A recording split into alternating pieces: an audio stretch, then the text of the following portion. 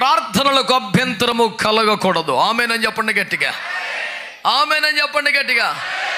దేవుని మహాకృపను బట్టి గత అనేక వారములుగా ప్రార్థనా జీవితమునకు ఆటంకము కలగకూడదు, ప్రార్థనా జీవితమునకు అభ్యంతరం కలగకూడదు అనే విషయమనే దేవుడు ఇంతగా మాట్లాడుతున్నాడంటే మన ప్రార్థనా జీవితం పట్ల దేవునికి ఎంత శ్రద్ధ ఉన్నదో అర్థం చేసుకో. మౌనముగా ఉండు భక్తులారా, దేవుడు మీ నోర్లు తెరుచునుగాక. అయ్యో స్తోత్రం. ఒక మంచి మాట మీకు జ్ఞాపకం చేస్తాను. యోసేపు కాలములో ఫరో రాజుకు 2 కలలు వచ్చాయి కదా. ఆ కలలో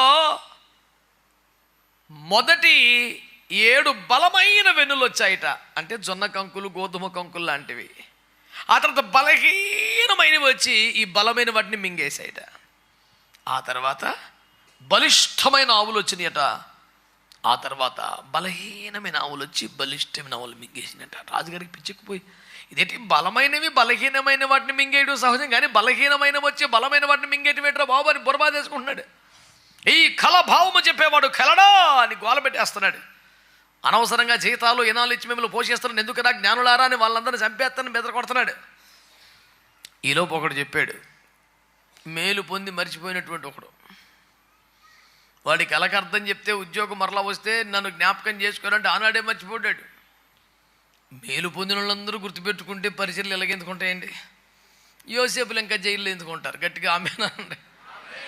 మేలు పొందిన వాళ్ళందరూ గుర్తుపెట్టుకునే వాళ్ళైతే, జ్ఞాపకం ఉంచుకునే వాళ్ళైతే, కృతజ్ఞత కలిగిన వారైతే పరిశుద్ధులు చెరలో సంఖ్యలలో ఉండరు. ఎప్పుడో విడుదల పొంది దేశమునకు దీవెనగా వాడబడుతూ ఉండేవారు. తిని మర్చిపోయే రకాలు కాబట్టి అలా తగలబడింది ప్రపంచం. సరే, ఒక్కనొక్క దినం ఈడి మర్చిపోయినా కృపగల దేవుడు ఒక సమయాన్ని ఏర్పాటు చేశాడు. జైల్లో నుంచి ఖైదీ వస్త్రాలు తీసివేయబడి చక్కగా రాజు ముందుకు తేబడ్డాడు. నా కళావు చెప్పాలి, అర్థం చెప్పాలన్న మండుపట్టి నాలుగు కూర్చున్నాడు. మొత్తం చెప్పేశాడు వేసి రక్తం ఇచ్చి. అందులో బలిష్టమైన ఆవులు సమృద్ధిగా పంటలు పండే రాబోయే 7 సంవత్సరాలు, బలహీనమైన ఆవులు భయంకరమైన కరువు వచ్చే ఆ తదుపరి 7 సంవత్సరాలు. ఆ కరువు ఈ బీభత్సంగా పంటలు పండిన దాన్ని తినేసి అంత కరువు వస్తుంది, భయంకరమైన కరువు రాబోతుందని చెప్పాడు. చెప్తూ ఒక డైలాగ్ లాస్ట్లో కొట్టాడు, ఇది త్వరగా జరగబోతున్నది గనుక ఒకే కళ 2 సార్లు చూపించాడు దేవుడు అని ముగించాడు.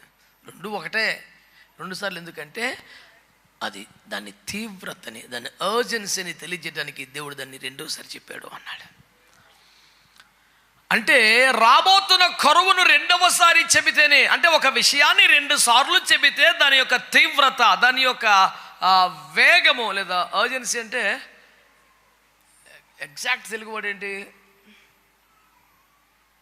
అత్యవసరం. రైట్. దానికి అత్యవసరాన్ని తెలియచేస్తూ ఉంటే, మరి గత 4-5 వారాలుగా మీ ప్రార్థనలకు అభ్యంతరం కలగకూడదనే దేవుడు మాట్లాడుతున్నాడు. అంటే ప్రార్థనా జీవితం ఇంకెంత అత్యవసరం మీరు ఆలోచించండి. ఒక విషయాన్ని 2వసారి ప్రస్తావిస్తేనే అది తీవ్రమైనదిగా, అత్యవసరమైనదిగా, వేగముగా దాన్ని అమలు చేయవలసిన విషయముగా మనము భావించవలసి వస్తే పదే పదే పదే పదే ఒకే విషయాన్ని దేవుడు మాట్లాడుతున్నప్పుడు నువ్వు ఎంత తీవ్రంగా తీసుకోవాలి, దాన్ని ఎంత అర్జెంట్ సమాచారంగా దాన్ని భావించాలి, నువ్వు ఎంత ఆతురపడి దానిలోకి వచ్చే ప్రయత్నం చేయాలి. నేను పెందల కడనే లేచి వారితో మాట్లాడను కానీ వారు నా మాట వినలేదు అని దేవుడు మాట్లాడుతున్నాడు. లోబడే వాళ్ళంగా మనం ఉందామా? వినబడలేదు. అప్పగించుకుందామా? ఉపదేశంలోకి వద్దామా? దేవుని శక్తిలో మార్పు లేదు, అద్భుతాలు ఏమి తగ్గలేదు, కానీ మొదట దిగిన వానికే స్వస్థతని బెతెస్దా కొన్నారు చెప్తుంది.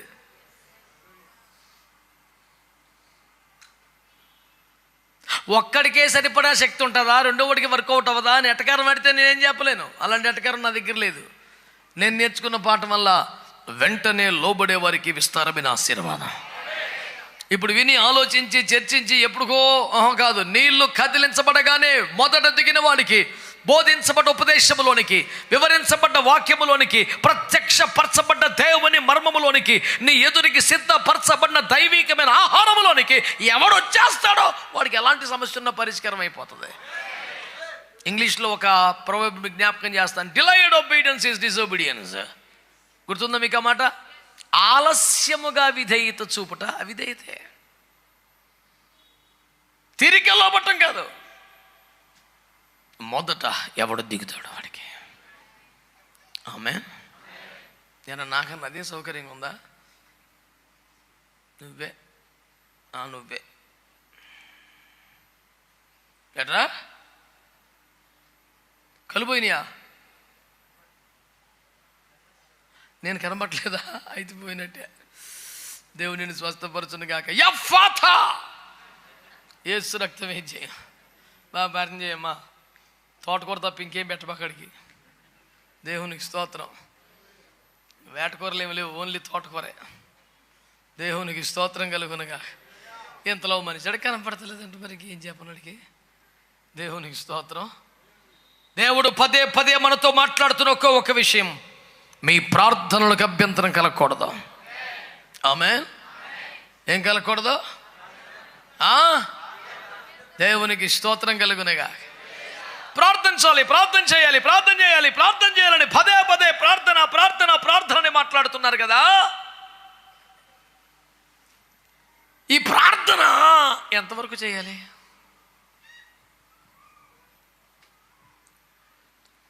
When can you stop your prayer? నీ ప్రార్థన ఎప్పుడు ముగించాలి?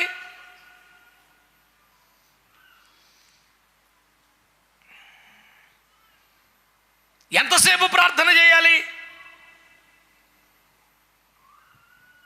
సాధారణంగా మన అనుదిన ప్రార్థన జీవితానికి పనికొచ్చే ఒక చిన్న తలంపును మీకు ఇవ్వాలని గత రాత్రి దేవుని పరిశుద్ధాత్మను సిద్ధపరిచాడు.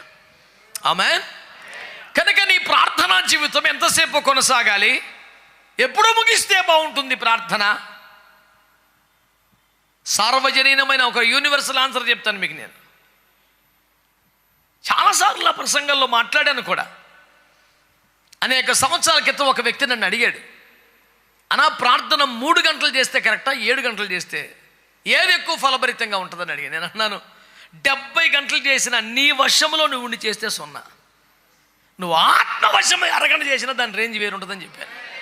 మీరు మాట్లాడతలేదుగా. మన వశంలో మనం ఉండి మనకు అన్నీ వినబడి అన్నీ కనపడి మధ్యలో ఫోన్ రింగ్ కూడా తెలిసి వైబ్రేషన్లు పెడితే అది కూడా అర్థమయ్యి లేచి నేను ప్రార్థనలో ఉన్నాను మళ్ళీ చేయి అని చెప్పగలిగి, ఒకసారి బయటికి వెళ్ళి 2-3 ఆన్సర్ చేసి మళ్ళీ రాగలిగి, అలా 700 గంటలు చేసినా 0.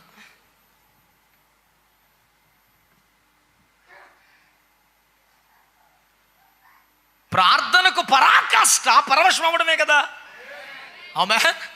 నీ వశంలో నీ ఉండి, నీ కంట్రోల్లో నీ ఉండి, నీ స్వాధీనంలో ఉండి, నీ చుట్టుపక్కల జరుగుతున్న మొత్తం నీ కాన్సన్ట్రేషన్ ఉన్న తర్వాత ఇంకా ఏం చెప్తే సుఖమేముంది? పాడుతున్నప్పుడు కానీ, ఆరాధిస్తున్నప్పుడు కానీ, ప్రార్థన చేస్తున్నప్పుడు కానీ దేవునిలో లీనమవ్వలేకపోతే, ఆమేన్, ఆయన వశం అవ్వకపోతే, పరవశం అవ్వకపోతే, పరవశించకపోతే ఏం ప్రయోజనం అండి? సో గడియారాన్ని చూసుకొని అలారం పెట్టుకొని నేను 1 గంట చేయగలిగాను, 2 గంటలు చేయగలను, నీ ప్రార్థనా సమయాన్ని పెంచుకుని ఒక దైవ భక్తి సాధన కార్యక్రమంలో భాగంగా నువ్వు అలా చేస్తే నేను తప్పుపడటం లేదు. Okay, I definitely do encourage you, very good. కానీ మై మర్చిపోయి పరవశమై ఆత్మవశమైపోయి ప్రార్థన చేశాను. ఆమేన్. త్రాగటానికి చుక్క నీరు కూడా దొరకని పద్మాసు లంకలో పడవేస్తే దాదాపు 80-85 సంవత్సరాల వయసున్న వృద్ధ దేహంతో, అది కాదు బాగా సుఖభోగాల్లో బతికిన దేహం కాదు, దాదాపు యేసుక్రీస్తు సమకాలికుడు కదండి యోహాను. పోనీ ఈయనకు 30 ఉంటే 35 ఉండవు, 30 ఉంటే ఈయనకు 32, 33 ఉన్నాయేమో, మహా అయితే అంతకన్నా ఉండదుగా. యేసుక్రీస్తు వెళ్ళిపోయిన 3.5 సంవత్సరాల తర్వాత డే 1 నుంచి రోజు దెబ్బలు తిన్న వాళ్ళు ఎవరో? పేతురు, యోహాన్లేగా. వాళ్ళ సేవలో సుఖం ఉందా అసలు? ఎన్ని జైలు చేసి ఉంటారు, ఎన్నిసార్లు దెబ్బలు తిన్నారు? బెత్తములతో కొట్టబడి, కొరడాలతో కొట్టబడి, ఈడవబడి, సంఖ్యలు బిగించబడి, రోజు బాధేగా.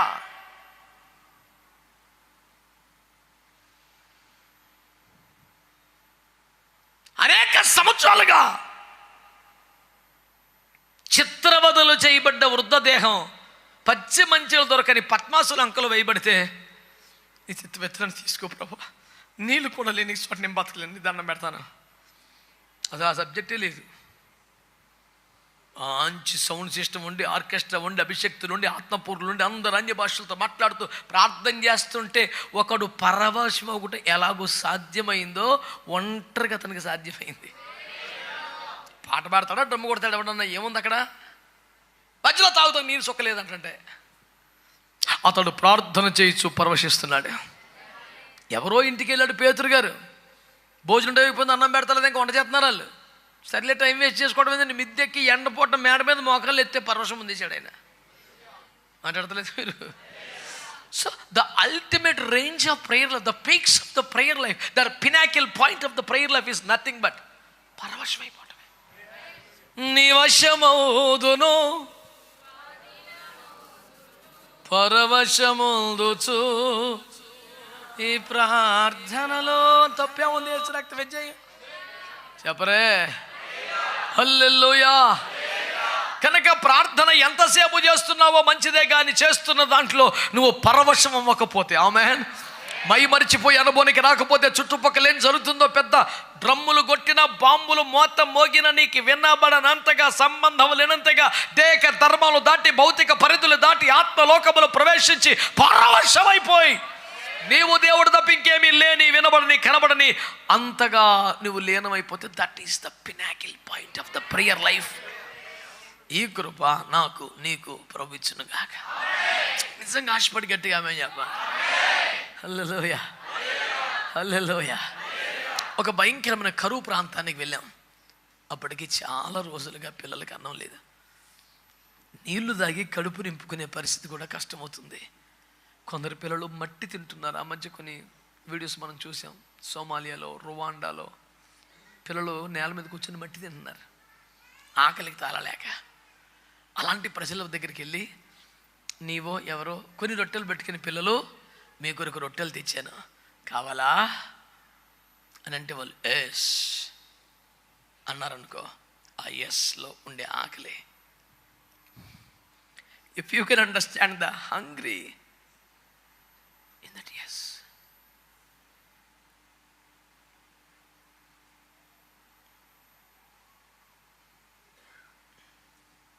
I just want to see such a hunger for God's anointing in your life. నేను అలా పరవశమైపోవాలి, నేను అలా ఆత్మవశమైపోవాలి అని ఒక ఆకలి అంతగా మీలో కనబడాలి. రాక రాక రొట్టె వచ్చింది, మళ్ళీ ఇప్పుడు పోగొట్టుకుంటే అట్ట, ఈ వచ్చిన వాళ్ళు ఎవరో, తెచ్చిన వాళ్ళు ఎవరో అడ్డం పడిపోయి మనం తీసేసుకోవాలి. తొక్కిసలాట జరిగిన పర్లేదు, నాకు అది కావాలి అనే ఆకలి ఆ చిన్న బిడ్డలు ఎలా ఉంటుందో అలా ఉండాలి. ఏమంటాడు దేవుడు కీర్తనల గ్రంథంలో, దాసి చేతిలో ఏమైనా దొరుకునేమోనని దినమల్లా దాసి చేతుల వైపు చూసినట్లుగా, యజమాని చేతుల వైపు దాసి చూసినట్లుగా నేను చూస్తున్నాను అంటాడు. ఒక రాజుగారి పలికే మాట్లాడండి అవి, ఓ సంపన్నుడు పలికే మాట్లాడండి. తన యజమానురాలి చేతి వైపు ఏమైనా దొరుకునేమోనని దినమెల్లా దాసి అలా చూస్తుందో అలాగే నీ వైపు చూస్తున్నాను బాబు. ఆ ఎదురు చూపు, ఆకలి, ఆ దప్పిక, ఆ దాహం, తృష్ణ మనలో ఉండాలి ప్రియులారా, మనలో ఉండాలి. అది కూడా భౌతికమైన వాటికి, లోక సంబంధమైన వాటికి కాదు, ఆత్మలో ఇంకొక మెట్టి ఎదగటానికి, ప్రార్థనలో పరవశమైపోవడానికి, పై మరిచిపోయి దేవుళ్ళలో లీనమైపోవడానికి, నీవు దేవుడు తప్ప మరి ఇంకేమీ లేని, కనబడని, వినబడని ఒక ఆధ్యాత్మిక ఏమండి ఆ యొక్క అనుభవంలోనికి రావడానికి నువ్వు ఆశపడాలి. దేవుని కృప నిన్ను బలపరచునుగాక. గట్టిగా ఆమేన్ అని చెప్పండి. ప్రార్థన ఎప్పుడు ముగించాలి?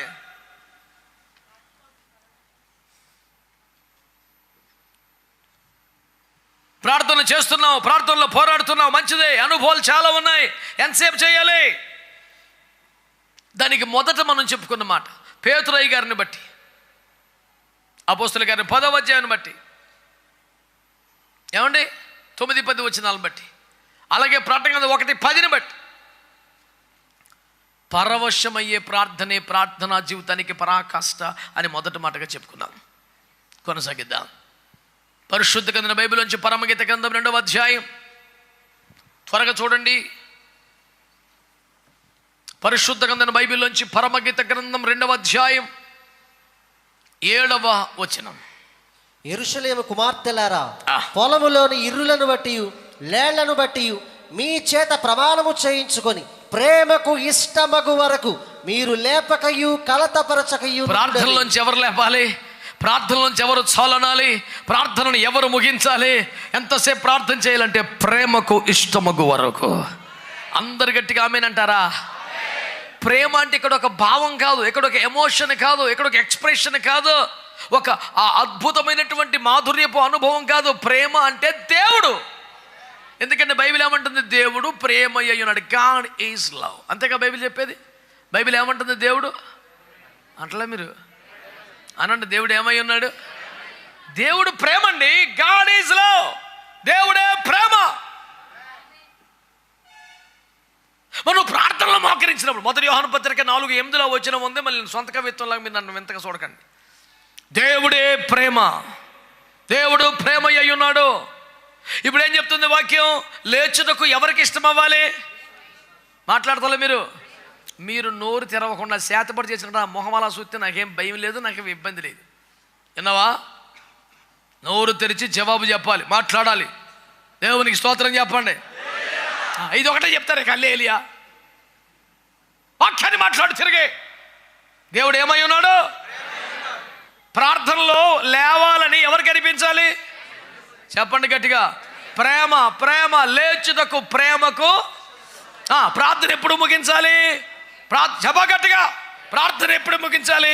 ప్రేమకి ఇష్టమైనప్పుడు. అనండి గట్టిగా. యెరూషలేము కుమార్తెలు నాకు ప్రమాణం చేయండి, మాట ఇవ్వండి, నన్ను డిస్టర్బ్ చేయొద్దు, నా రూమ్ తలుపు కొట్టొద్దు, నాకు ఫోన్ చేయొద్దు, నా దగ్గర రావద్దు, పిలవద్దు, కలతపరచొద్దు, అభ్యంతర పరచొద్దు. దేవుని వాక్యం చెబుతుంది అపోస్తలుల ద్వారా మీ ప్రార్థనలకు అభ్యంతరం కలగకూడదు, ప్రార్థనలు ఆటంకపరచకూడదు, ప్రార్థనలు ఆగకూడదు. అందుకోసం ఏం చేయాలి? నేను ఒక నిబంధన చేసుకుంటున్నాను. ఏమిటది? ఇవాళ 3 గంటలు చేస్తాను, ఇవాళ 7 గంటలు చేస్తాను. కాదా? 3 గంటలు కాదు, 7 గంటలు కాదు, నాకు సంబంధం లేదు. ప్రేమకి ఇష్టమై సర్లే వెళ్ళు. ఇవాళకి పో, రేపు నన్ను పిలుస్తా. It is our meeting point in this very room. We will meet again tomorrow. This is our covenant time. You must dedicate this time for me. I will be waiting for you by this time. You may fall into deep sleep, but I will be waiting for you. You may be busy in some works, but I will be waiting for you. Because I am a God of covenant. Because I am a God of covenant, I cannot break any covenant. I am not a person to break the covenant, but I am the God to keep the covenant. నేను నిబంధనను త్రోసివేయువాడను కాదు, నిబంధనను స్థిరపరచువాడను. నేను నీకు మాట ఇచ్చాను, ఫలానా టైంలో నిన్ను కలుసుకుంటానని. ఆ టైంకి వస్తాను. జేకబ్కి దేవుడు ప్రామిస్ చేశాడు ఏమని? ఇవి నీకు నెరవేరు వరకు నేను నిన్ను విడువనని. నీవు నన్ను విడవద్దు అంటలేదు, నేనే నిన్ను విడవను అన్నాడు. ఈ వాగ్దానములు నీలో నెరవేర్చే వరకు నేనే నిన్ను విడువను. మర్చిపోయాడు. పనిలో పడిపోయాడు, శ్రమల్లో పడ్డాడు, నష్టాల్లో పడ్డాడు, బాధల్లో పడ్డాడు, దుఃఖాల్లో పడిపోయాడు. జీవితం అంతా కష్టాలే, శ్రమలే, వేదనలే. ప్రతి మోసములో, ప్రతి కష్టములో దేవుడు అన్నాడు, అమ్మా ఇది గట్టి దెబ్బ తగిలిందిరా, ఇప్పుడు మోకరెత్తాడు అని చూస్తున్నాడు ఆయన. ఎప్పుడెప్పుడు సందాయిస్తాడని చూసే రకం కదా ఆయన. ఎప్పుడెప్పుడు మోకరిస్తాడా అని 20 సంవత్సరాలు దేవుడు వెంటాడాడట. ఈ రోజన్నా మోకరిస్తాడాడు. ఇంత చాలా దారుణమైన మోసం. ఫ్యామిలీ లైఫ్లో దెబ్బ కొట్టాడు, పెళ్ళిలో మోసం చేశాడు, ఉద్యోగంలో మోసం చేశాడు, కష్టం చేయించుకొని డబ్బులు ఇవ్వలేదు. ఖచ్చితంగా వచ్చేసయ్యా చూడయ్యా అంటాడు. అది సంగతి చెప్దాం ఉన్నాడంట ఆయన. ఈ బాబుకి బాధపడటం వచ్చు కానీ ప్రార్థన చేస్తాం రాదు. ఎన్ని బాధలన్నా పడతాడు, ప్రార్థన చేయడు. నేను అంటున్నాను 20 సంవత్సరాలు బాధలు పడే బదులు ఒక రాత్రి ప్రార్థన చేసుకోవచ్చు కదరా. ఒక రాత్రి అంతా ప్రార్థన చేస్తే 20 సంవత్సరాలుగా కష్టపడితే రాని ప్రయోజనం, విదేశాల్లో ఉద్యోగం చేస్తే రాని ప్రయోజనం తెల్లారి పట్టుకొచ్చేసింది. చేసి రక్తం వేసి చెప్పాలి గట్టిగా హల్లెలూయా.